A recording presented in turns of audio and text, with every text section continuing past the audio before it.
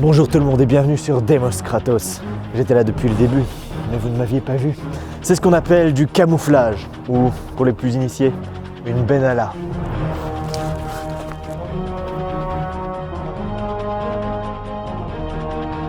Les sans-noms m'ont envoyé en mission dans un camp de boubos vegan pour en apprendre plus sur le zéro déchet.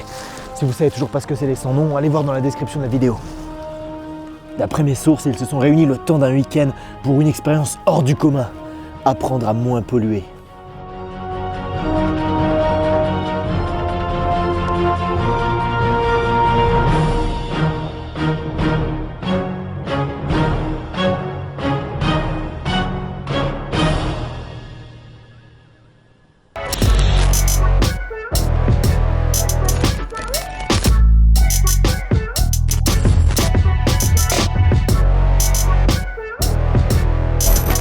Le Français moyen produit 350 kg de déchets par an, soit 1/10 du poids des casseroles de Nicolas Sarkozy. C'est vraiment énorme. Et tous ces déchets, on en fait quoi? Eh bien en théorie, on les trie. Mais dans la réalité, c'est plus de 634 000 kg de détritus qui arrivent dans les océans chaque seconde. Avec les courants marins, les détritus se regroupent et forment ce qu'on a appelé le 7e continent. Pourquoi on appelle ça un continent? Eh bien parce qu'il fait 6 fois la taille de la France et qu'il atteint des profondeurs de plus de 30 mètres. Et vous savez quoi? Il n'y a pas qu'un seul continent de déchets dans nos océans, il y en a 5. Mais ça, ce ne sont que nos déchets visibles. Le 1er août, l'humanité a consommé la totalité des ressources que la planète peut produire en un an. Et cette date, elle ne fait qu'avancer. Donc il ne faut pas seulement chercher à réduire nos déchets, mais aussi et surtout notre empreinte écologique. Le problème semble colossal et on se dit qu'on ne peut rien y faire en tant que simple citoyen, et pourtant des solutions existent, tant au niveau individuel que collectif. Et c'est ce qu'on va voir aujourd'hui avec la fondatrice d'Edeni, Hélène, qui nous a gentiment invités à ce week-end zéro déchet en pleine campagne, pour nous apprendre à réduire notre impact environnemental. Bonjour Hélène. Salut Julien. Donc déjà pour commencer cette interview, j'aimerais qu'on parte de l'échelle individuelle. Et j'aimerais savoir quels sont les premiers gestes qu'on peut faire pour réduire facilement et je dirais drastiquement nos déchets. Et est-ce que ça a un réel impact? D'abord, pour savoir réduire ces déchets, il faut déjà les avoir comptabilisés. Donc une des choses les plus importantes à faire quand on veut vraiment le faire de manière honnête, c'est commencer à regarder quels sont les déchets qu'on génère. Et c'est pour ça que chez Edeni, on aime bien la méthode du bocal, où on va pouvoir mettre, alors est-ce que le bocal il sera rempli en une demi-heure, en une journée, en une semaine, ou in fine en un an comme moi, mais au moins se rendre compte vraiment des déchets qui nous restent, qui sont non compostables, non recyclables. Et en fait on s'aperçoit qu'on a énormément de choses à réduire, et à ce moment-là on peut mettre en place, et au fur et à mesure on se dit ok ça comment je pourrais réduire, tiens une bouteille de plastique que j'ai compactée, eh bien je vais acheter une gourde. Ça, franchement, la gourde, c'est déjà énorme, sachant qu'on est à peu près à 150 bouteilles d'eau plastique par habitant en France et qu'on est, pour une bouteille d'eau, c'est à peu près 7 litres d'eau. Une bouteille d'eau d'1 litre, c'est 7 litres d'eau utilisée pour la fabriquer. Ensuite, on a par exemple les mouchoirs en tissu. Alors c'est quand même assez important parce qu'à partir de l'hiver, quand on a des défenses immunitaires assez faibles à cause de la pollution, des perturbateurs endocriniens et puis d'une mauvaise alimentation, on a tendance à avoir beaucoup de résidus qui ont besoin de sortir. Donc d'avoir un mouchoir en tissu qu'on va pouvoir laver et utiliser comme serviette aussi pour éviter d'utiliser tout le temps les petites serviettes en papier. On va avoir aussi des brosses à dents qui vont pouvoir être compostables ou réutilisables, comme ces brosses à dents où on change uniquement la tête. Il faut savoir que par exemple, une brosse à dents de à peu près 50 grammes, ça représente 1,3 kg de déchets derrière. Et une bague en or, c'est 2 tonnes de déchets résiduels derrière. Alors, les 3 principales choses que je fais pour réduire mon empreinte carbone, c'est d'abord dans mes déplacements. Je prends quasiment exclusivement le train et les bus et les transports en commun. La deuxième chose, c'est dans mon alimentation, je suis végétarien et je fais attention à d'où provient ma nourriture. Et je consomme exclusivement de la nourriture bio. Bon, après, si tu veux, j'ai un troisième moyen vraiment de réduire mon empreinte carbone, c'est occuper des mines de charbon à ciel ouvert. Parce que c'est des mines qui consomment l'équivalent de 75 allers-retours Paris-New York en une journée. Et donc la bloquer avec des activistes, quand on est genre 2000 par exemple, et clairement ça rentabilise mon bilan carbone de l'année en une journée. plus que changer, prendre une gourde, il y a aussi refuser. C'est un peu le mot d'ordre du zéro déchet, refuser les goodies, refuser tout ça. Exactement, on parle des 5 R dans le zéro déchet qui sont d'abord refuser, donc refuser tout ce qui est inutile, refuser un papier qu'on va nous tendre dans la rue, refuser d'avoir une petite cup en carton, refuser des goodies effectivement, refuser un stylo alors qu'on en a déjà 50 chez nous. Ensuite, on va avoir le deuxième R qui est le R de réduire, c'est-à-dire ce qu'on a déjà chez soi. Si on a des cuillères en bois en double pour faire la cuisine, eh ben on n'en aura plus qu'une et l'autre on va la donner, la vendre, voilà, la recycler. Donc réduire le stock de ce qu'on a chez soi. On a le troisième R qui est le R de réutiliser, réparer. Donc là, c'est vraiment l'économie de l'usage plutôt que l'économie de la propriété. Si vous allez en vacances une semaine par an, vous avez besoin d'une GoPro, c'est peut-être pas la peine d'avoir une GoPro pour toute l'année. Vous pouvez la louer, vous pouvez l'échanger, vous la faire prêter. Et puis pareil, essayer d'augmenter la durée de vie de chacun de ces produits en réparant ses montres, en réparant tout ce qu'on peut avoir. Il y a plein de repères cafés partout en France maintenant. Ensuite, on a le quatrième R de recycler. Moi, j'ai fait vraiment une vidéo spécifique au titre un peu provocateur en disant essayons de recycler moins. Parce que souvent, on a tendance à se dire « Ah bah, je recycle, donc je suis un citoyen, une citoyenne parfaite ». Alors que finalement, le recyclage consomme énormément de ressources et est vraiment la solution en dernier recours à utiliser. Et enfin, il y a le cinquième R qui est celui de la revendication. Parce que avoir des convictions mais ne pas se les appliquer et ne pas les revendiquer, c'est comme ne pas en avoir. Si on imagine Rosa Parks dans un bus qui se fait refuser le siège, bah, si on est à côté et que notre vie n'est pas en danger et qu'on ne dit rien, bah, quelque part on cautionne l'acte raciste. Et bah, c'est exactement pareil avec nos convictions profondes. Si on a pris le temps de s'interroger, d'acquérir ces convictions réelles pour la planète, pour notre santé, notre écologie et notre éthique, et bah, revendiquons-les. Moi, pour réduire mes déchets, je n'utilise pas de sopalin. À la maison, avec Lénie, nous coupons des petits bouts de serviettes que nous lavons, que nous réutilisons. D'ailleurs, le sopalin, ça ne sert absolument à rien si on a une éponge et ce genre de petits carrés de tissu. Valable également pour les mouchoirs.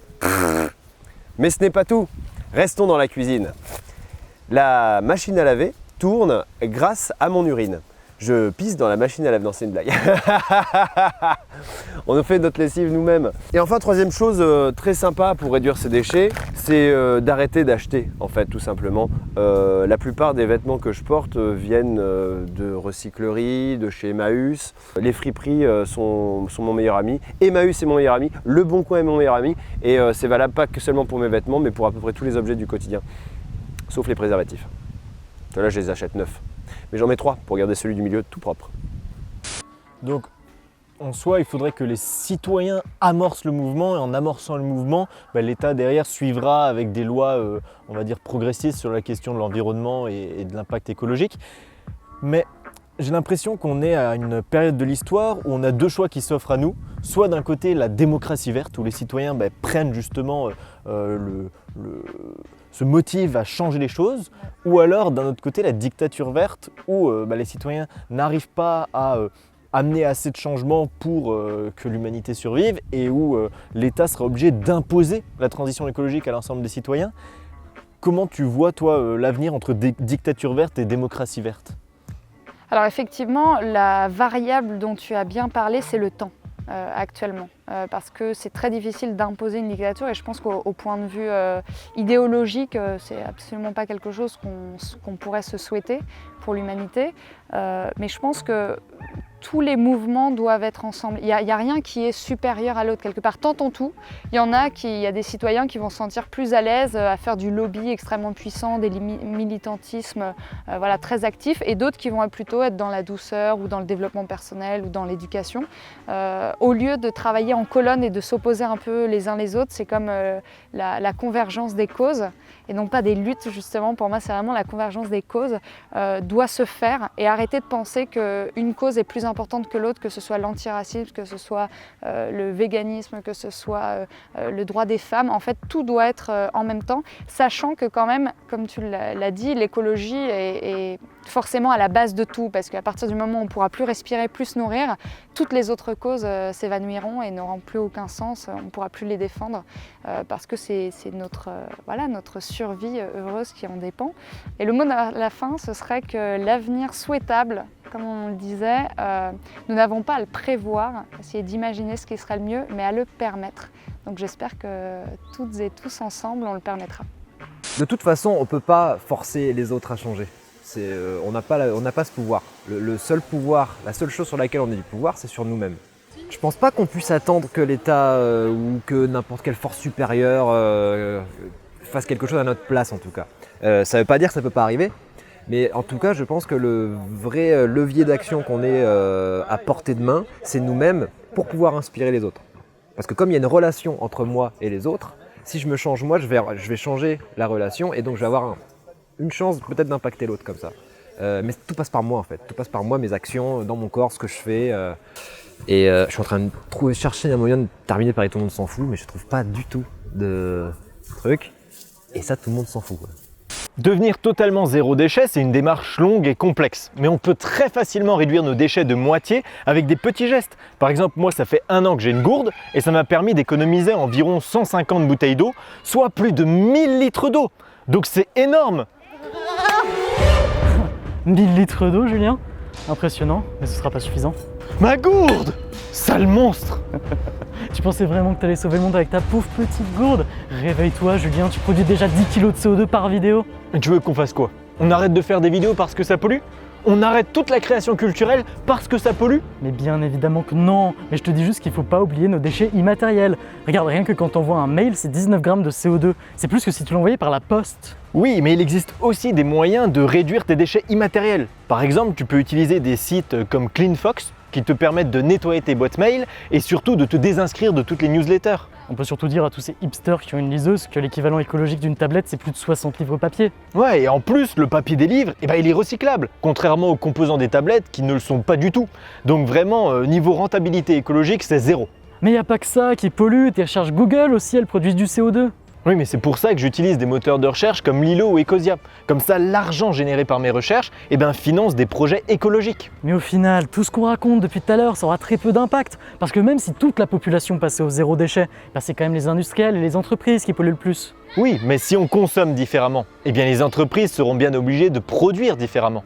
Ah ok, mais on en revient à ce que tu disais la dernière fois sur le boycott. En fait, c'est les consommateurs qui ont le pouvoir. Oui, c'est exactement ça! Ah, ça fait plaisir de voir qu'à la Citadelle, vous regardez mes vidéos. On doit bien surveiller ton activité. Et puis souviens-toi, plus tu fais de vues, plus la Citadelle s'agrandit. Et voilà, fin de rapport. Donc si je comprends bien, plus il fait de vues, plus on se multiplie. Mais plus on se multiplie, plus on pollue. Oui, c'est exact. Et plus il fait de vues, plus il pollue. Oui, mais je vois pas où vous voulez en... Alors expliquez-moi, si on pollue autant, que restera-t-il à gouverner? Ça, faudrait demander au conseil. Mais c'est nous, le conseil, abruti! Tu peux disposer. Bien, monsieur. Messieurs, nous sommes face à un dilemme. Mais pas du tout. Il suffit qu'on se multiplie assez rapidement, qu'on conquiert le pouvoir, et on pourra mettre en place des réformes écologiques pour sauver l'humanité. On n'aura qu'à mettre Nicolas Hulot au ministère de l'Environnement en tant que sire. Attends, je vais le tweeter. Un peu de sérieux, s'il vous plaît, messieurs. La question climatique est certainement le plus grand défi auquel nous serons confrontés.